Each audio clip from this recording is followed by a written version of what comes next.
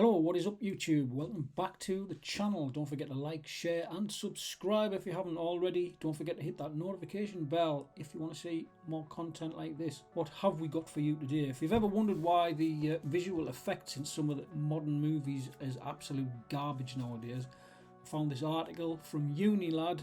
Believe it at your peril, given that it is Unilad.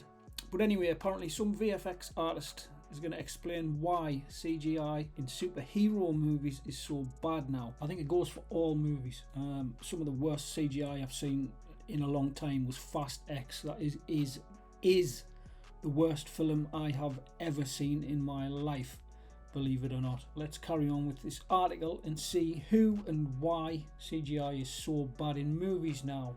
Now, if you've been watching certain superhero movies of recent years, you might have spotted some of the visual effects and thought they looked a little bit bad, or in other words, utter shite, considering the budgets for these movies keeps ballooning and they can bring in hundreds of millions of dollars at the box office and still not be deemed a financial success. You might have thought films ought to look better than ever, and so they should when you're looking at budgets of 200 million plus these days. For movies, they should look absolutely tack sharp and they should be absolutely off the charts. However, they aren't. That's not always the case, and while some big budget blockbusters really do look like they were made with love and care, others which have taken a tumble down the uncanny valley. One of the most recent examples of this is The Flash, which is all set to become an incredible flop, because I have it on very good authority from my trusted sources that it's going to be an absolute flop, and it's an absolute mishmash, a total patchwork quilt of a movie, cobbled together at an unimaginable amount of money spent on it, and still apparently Esmeralda is just unbearable for the first hour of the movie, and then it gets into some horrendous CGI, which in fact the director said he did on purpose for whatever stupid reason he gives. Anyway, carrying on. The Flash movie, the DC Universe's attempt to slam the reset button and pave the way for James Gunn's fresh cinematic universe with new actors, with fans divided over the quality of the CGI. It's not an attempt to slam the reset button. This was the last movie in the doomed to fail DCEU, which just needed a leader and a direction, and it could have probably saved itself if they'd let Henry Cavill do his job. But no, they are gonna do a reset. James Gunn's gonna do a reset, and that remains to be seen. Marvel's Ant-Man and the Wasp, Quantumania and Thor Love and Blunder were also hit with complaints about their VFX shots, because they awful. Anyway, somebody that's worked on the movie, TikToker and VFX artist, Noah the Robot. He claims to have worked on The Flash. He decided to explain why this was by lifting the lid on just how it all works behind the scenes. And he said, if you thought The Flash had bad CGI, I can tell you why, because I worked on the movie. Apparently the way VFX companies get work in is that Marvel and Warner Brothers and other studios will approach VFX companies and say, hey, I have 2,000 shots I need for this sequence. The VFX studios will place a bid based on that quantity of shots. Now then, here's the catch. The amount of work per shot varies dramatically. So one shot could have wire removal, and another shot could have wire removal, smoke simulation, fire simulation, face replacement and green screen work. So there's a huge difference there between one shot and another. It would, in any other industry, there would be a huge difference in price. Despite the difference in workload between those two shots, they both are considered just one shot each, which to me that sounds ridiculous. That's not how you price jobs up. That's like somebody coming to your house and saying, I'm going to do some gardening for you. Or how much is your gardening? Oh, well, it's £10 or it's $20. Oh, okay then. I want my lawn cutting for £10. Or I want my lawn cutting. I want 3 trees chopping down. I want a trench digging at the back of the garden. I want a wall building. I need a fence putting up. I need 150 seasonal plants putting in the front garden. There's £10. That is the analogy. And because of this, VFX artists are forced to work relentless hours, overtime almost every day, including weekends.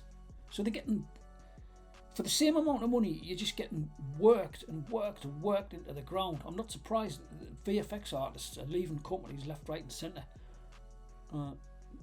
Just the working conditions are becoming over the top. Nobody's going to stand for just being bullied and well, I wouldn't. Take your skills somewhere else. The guy went on to explain that if the VFX company couldn't keep up with the unrealistic expectations of the work, then they risk losing out on future contracts. This is the thing, they're just being bullied and harassed into, if you don't do what we say for how much we say you're going to do it for, we're not going to use you again, and then they're going to lose out on money, which is bullshit. On top of that, he pointed out that there were only a handful of studios making the big budget superhero movies these days. So it's pretty much Warner Brothers, Disney and Sony. So if a VFX company ended up on the bad list, that was a lot of future work lost. However, if you point towards some visually stunning movies like Avatar, The Way of Water, as an example of what industry pros could do given the time to do it in, he explained that it took them 10 years to get it all done. Really? 10 years? Unfortunately, he said most movie studios don't care about their films looking good as long as the bottom line stayed healthy. So how's your bottom line? How's your bottom line, Disney? I mean, Thor Love and Thunder has flopped, and every other movie that you've put out since has flopped. Peter Pan's not doing very well. Buzz Lightyear did horrendously, lost millions of dollars. They're losing money hand over fist, millions and millions of dollars. Good. I hope it continues, because Disney's just produces an awesome amount of shite. It's just put another movie out, Elemental, under Disney Pixar, the wokest of the woke movies apparently, and it's what's it done? Something like $15 million or some stupid thing. So well done.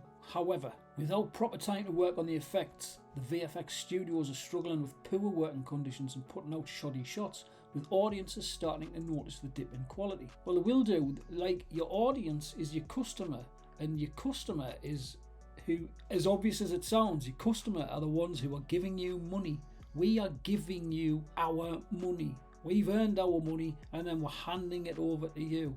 Give us something that's worth the money that we're giving to you. Otherwise, we'll stop giving it to you. It's not hard. Business isn't hard, really, when you boil it down. Give us a good product and we'll give you a good amount of money. It's like going to a restaurant. You don't order a beautiful meal and then he brings you a plate full of horse shit and say, enjoy, monsieur. Otherwise, get out of my fucking restaurant, and then tells you to fuck off, like most of the studios do if you don't agree with the politics or you don't like the product. We're tired of being called names for not liking stuff. So I tell you what, give us something worth liking and worth paying for. So anyhow, that just about wraps it up. That makes sense. Does that make sense to you? The fact that they're being given thousands of shots to complete without even being told beforehand what the shots are, and then expecting them to complete the shots for X amount of money. I don't think that's not a sensible way to conduct business. Let me know what you think in the comments down below. Thanks for watching, and I'll see you in the next video. Bye bye now.